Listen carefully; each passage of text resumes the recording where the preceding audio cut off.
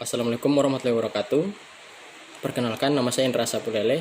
Saya mahasiswa Fakultas Hukum kelas pengembangan Buol, Universitas Madako Toli-Toli. Video kali ini saya buat dalam rangka menyelesaikan tugas akhir mata kuliah Hukum Internasional, dosen pengampu Ibu Wardah Said, SH, MH. Video kali ini akan ada dua pembahasan. Yang pertama, perbedaan kajian HAM pada hukum tata negara dan hukum internasional. Yang kedua, perbedaan antara instrumen HAM yang memiliki kekuatan hukum mengikat dan tidak mengikat. HAM dalam kajian hukum tata negara, menurut saya, suatu negara akan lebih berfokus pada perencanaan, perancangan, dan penetapan undang-undang yang tepat.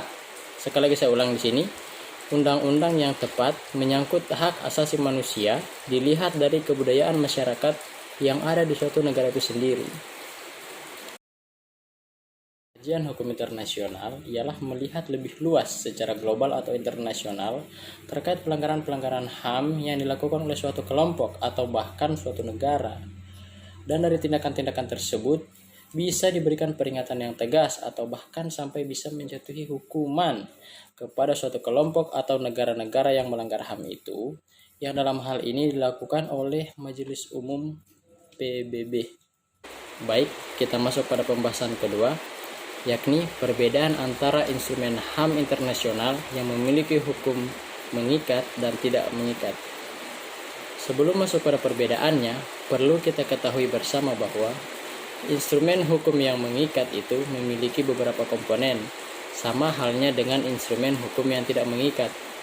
Untuk instrumen hukum yang mengikat, yang pertama, Deklarasi Universal HAM, Kovenan Internasional tentang Hak Sipil dan Politik, Kovenan Internasional tentang Hak Ekonomi, Sosial dan Budaya, Konvensi Genosida, Konvensi menentang penyiksaan, Konvensi penghapusan segala hak diskriminasi rasial, Konvensi penghapusan segala bentuk diskriminasi terhadap perempuan, Konvensi Hak Anak, Konvensi mengenai status pengungsi.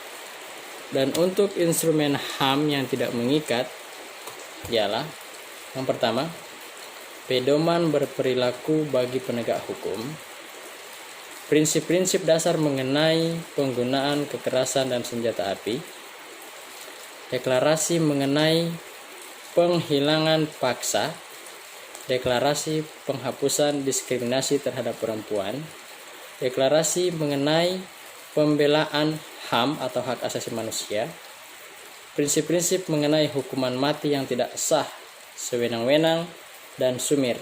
Dari komponen-komponen yang saya sebutkan tadi, perbedaan yang saya tangkap atau saya pahami ialah untuk instrumen HAM internasional yang memiliki hukum mengikat, lebih ke penetapan penegasan HAM yang tidak bisa dilanggar oleh negara-negara atau dunia internasional, yang dalam hal ini ada hak untuk hidup, hak untuk tidak disiksa, hak atas kemerdekaan dan keamanan pribadi, dan lain sebagainya. Karena ada aturan-aturan atau standar HAM internasional yang dibentuk dan dikembangkan dalam forum internasional dan termasuk atau tercatat dalam sistem hukum internasional itu sendiri. Ya, kurang lebih seperti itu. Dan untuk pembahasan kali ini saya rasa cukup. Lebih dan kurangnya saya mohon maaf. Saya akhiri. Billahi taufiq wal hidayah. Assalamualaikum warahmatullahi wabarakatuh.